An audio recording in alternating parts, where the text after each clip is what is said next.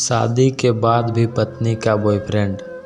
एक लड़की की शादी उसकी बिना मर्जी के एक सीधे साधे लड़के से हो जाती है, जिस लड़के के घर में उसकी माँ के अलावा और कोई नहीं होता था। दहेज में लड़के को बहुत सारा सामान और पैसे भी मिले थे, लेकिन लड़की किसी और लड़के से बेहद प्यार करती थी। अब लड़की की शादी बिना मर्जी के तो हो ही गई थी और अब वह अपने ससुराल आ गई थी। तभी सुहागरात के वक्त लड़का दूध लेकर कमरे में आता है और उस लड़की यानी अपनी पत्नी के पास बैठ जाता है। तभी उसकी पत्नी गुस्से से अपने पति से कहती है, क्या तुम मुझे अकेला छोड़ सकते हो? उसकी यह बात सुनकर उसका पति बहुत दुखी होता है, लेकिन फिर भी वह खुशी खुशी ये कहता है, नहीं तुम आराम करो, मैं तो सिर्फ तुम्हारे लिए दूध लेकर आया था। यह कहकर वह कमरे से बाहर चला जाता है, लेकिन मन मारकर ही रह जाती है, क्योंकि लड़की चाहती थी कि उसने झगड़ा क्यों नहीं किया ताकि वह उस गवार से तलाक ले सके। अब लड़की को ससुराल में 3-4 दिन हो गए थे, मगर वो तो बस पूरा दिन फ़ोन पर बॉयफ्रेंड से बात करती थी और उधर लड़के की माँ बिना शिकायत करे दिन भर घर का सारा काम करती थी। वो सबके लिए खाना भी खुद ही बनाती थी, फिर भी उसकी माँ के चेहरे पर हर वक्त मुस्कुराहट ही रहती थी। लड़का एक कंपनी में छोटी सी नौकरी करता था। वह बेहद ही ईमानदार और मेहनती था। सुबह अपने काम पर जाता और शाम को थका हारा घर आता, मगर उसकी पत्नी उसे एक गिलास पानी भी नहीं पूछती थी। अब लड़के और उसकी शादी को करीब 1 महीना हो गया था, मगर अब तक वह दोनों एक साथ कभी नहीं सोए थे। वैसे लड़का बहुत ही शांत स्वभाव का था, इसलिए वह अपनी पत्नी को कुछ भी नहीं कहता था। फिर भी वह अपनी पत्नी को खुद ही खाना डाल कर देता था, मगर उसकी पत्नी उसके साथ बैठकर खाना कभी नहीं खाती थी। वह अपना खाना अपने कमरे में अलग बैठकर खाती थी। लड़की को दहेज में एक स्कूटी भी मिली थी। लड़का जैसे ही अपने काम पर निकल जाता, उसके आधे घंटे के बाद ही लड़की भी अपनी स्कूटी लेकर अपने बॉयफ्रेंड से मिलने चली जाती थी और लड़के के आने से पहले ही वह अपने ससुराल वापस आ जाती थी। एक दिन लड़के की काम की छुट्टी थी और वह घर पर ही था, तो लड़की ने अच्छे भले खाने को भी गंदा कह के अपनी सासू माँ को उल्टा सीधा कहकर खाने को बाहर फेंक देती है। ये सब देखकर लड़के को बहुत ही गुस्सा आता है और वो गुस्से में अपनी पत्नी पर हाथ उठा देता है, मगर उसकी माँ फिर भी अपने बेटे को ही डांटती है। इधर लड़की को झगड़े का एक बहाना ही चाहिए था, जो कि उसे मिल गया था। तभी वो बिना बोले अपनी स्कूटी लेकर अपने बॉयफ्रेंड के पास चली जाती है और अपने बॉयफ्रेंड के पास जाकर कहती है कि अब एक पल भी मुझे उस घर में रहना नहीं। आज उस गवार ने मुझ पर हाथ उठाकर अच्छा नहीं किया। तभी उसका बॉयफ्रेंड कहता है, अरे तुमसे तो मैं कब से कहता हूँ कि तुम भाग चलो मेरे साथ कहीं दूर, मगर तुम हो कि आजकल पे लगी रहती हो। तब लड़की कहती है कि शादी के दिन मैं तुम्हारे पास आई थी तो तुम ही ने तो वापस घर लौटाया था मुझे। बॉयफ्रेंड ने कहा, खाली हाथ हम दोनों कहाँ तक भागेंगे, तुम ही बोलो। मैंने तुमसे कहा था कि कुछ पैसे और कुछ गहने साथ ले लो और तुम हो कि खाली हाथ ही मेरे पास आ गई थी। आखिर दूर एक नई जगह में ज़िंदगी की शुरुआत करने के लिए तो पैसे ना, और एक बात और, जब भी मैं तुम्हारे पास आता हूँ और तुम्हें छूना चाहता हूँ तभी तुम्हारे नखरे हो जाते हैं और बस यही कहती रहती हो कि ये प्यार प्रेम शादी के बाद ही होगा। तभी लड़की गुस्सा होकर कहती है, हाँ शादी के बाद ही अच्छा होता है ये सब, और मैं तुम्हारी ही तो हूँ। मैं आज भी एक कुंवारी लड़की हूँ और शादी करके भी आज तक उस गवार के साथ एक रात भी नहीं सोई हूँ, क्योंकि मैंने तुमसे ही प्यार किया है। और अब मैं चाहती हूँ कि तुम मुझसे शादी करके मेरी मांग में अपने हाथ से सिंदूर भर दो, फिर मैं पूरी ही तुम्हारी हो जाऊँगी और तुम मुझे अपनी मर्जी से दिन रात प्यार कर सकते हो। तब उसका बॉयफ्रेंड कहता है, तो ठीक है, मैं तुमसे शादी कर लूँगा, मगर तुम कम से कम 5 लाख रुपयों का कल शाम तक इंतज़ाम कर लेना। मैं तुम्हें एक होटल का पता दे रहा हूँ, तुम उस होटल में रात 10 बजे तक पहुँच जाना। लड़की कहती है, उस गवार के पास कहाँ होगा पैसा, बल्कि मेरे पापा ने उसे दहेज में 3 लाख रुपये और मुझे कुछ सोने के गहने दिए थे। गहने तो मेरे पास हैं, मगर सारे पैसे उस गवार ने अलमारी में लॉक कर रखे हैं, मगर मैं जैसे तैसे अलमारी की चाबी लेकर सारे पैसे निकाल कर तुम्हारे पास हमेशा हमेशा के लिए आ जाऊंगी। यह कहकर वह लड़की अपने ससुराल पहुंचती है। लड़की ससुराल पहुंचकर अपने पति और सास से लड़ाई करती है और वह उन पर खूब चिल्लाती है, मगर अफसोस वो अकेली ही चिल्लाती रहती है। उसका पति और उसकी सास बिल्कुल शांत रहते हैं। तभी लड़की अपने कमरे में चली जाती है और अचानक उसके बॉयफ्रेंड का लड़की के फ़ोन पर मैसेज आता है कि कब आ रही हो पैसे लेकर। लड़की मैसेज का जवाब देती है, सब्र करो, मैं वक्त पर आ जाऊंगी।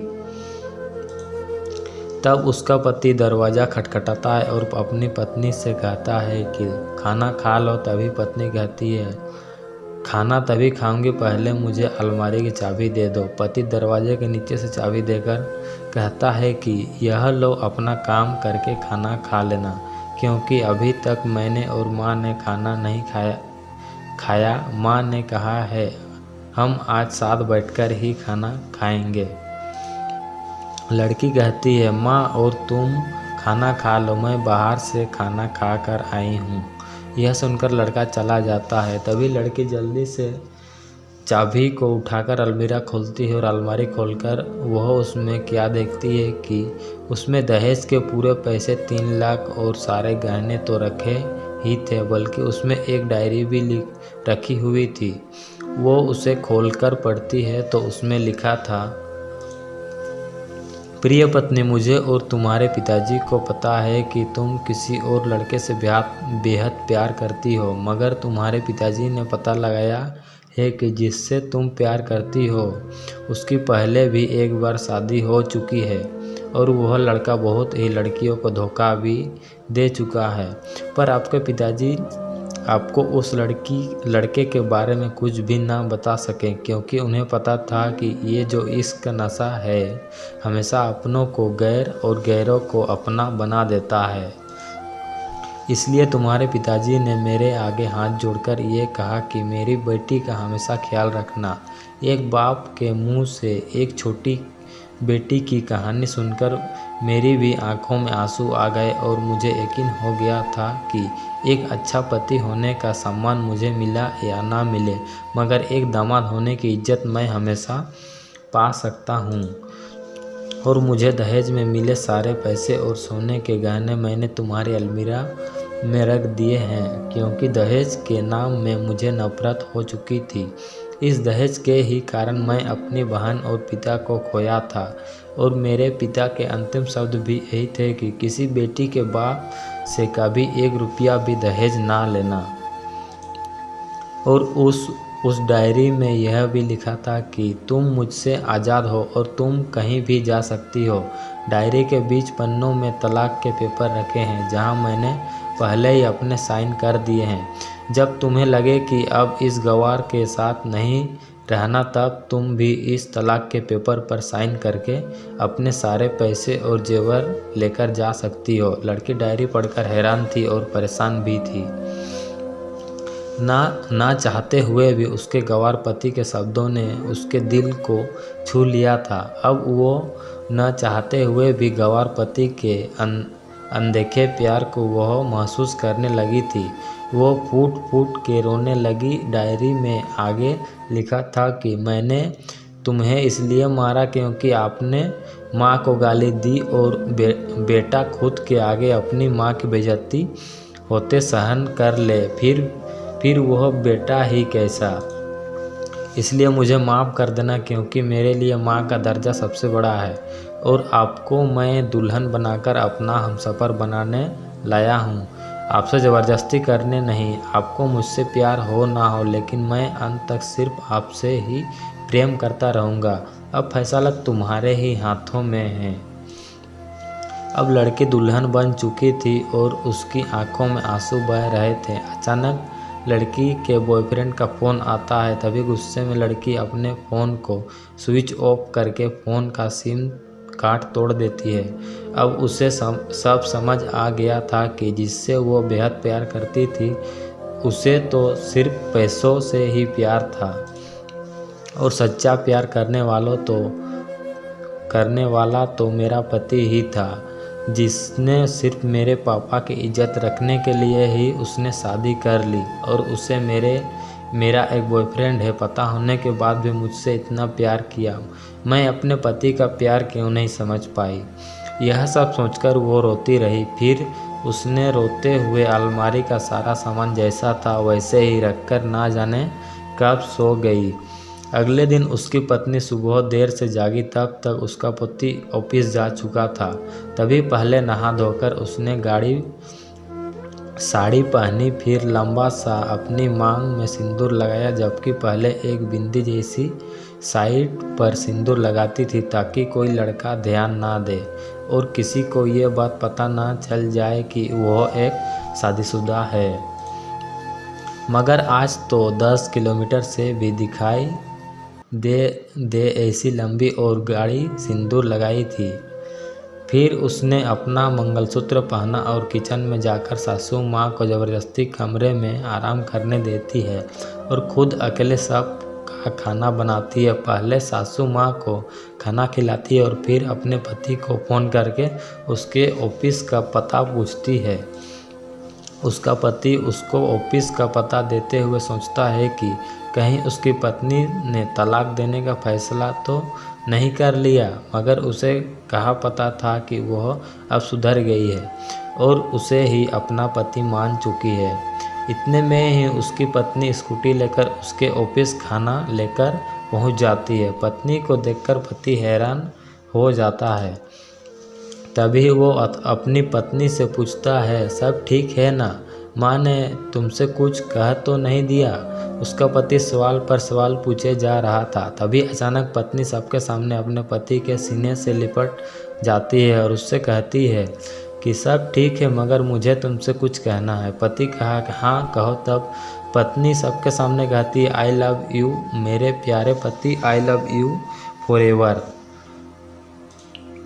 यह सुनकर ऑफिस के सभी लोग हैरान होकर खड़े हो जाते हैं और ज़ोर ज़ोर से तालियां बजाने लगते हैं। तब पत्नी सबके सामने अपने पति का हाथ पकड़ के कहती है कि अब 1 महीने तक मेरे पतिदेव ऑफिस में दिखाई नहीं देंगे।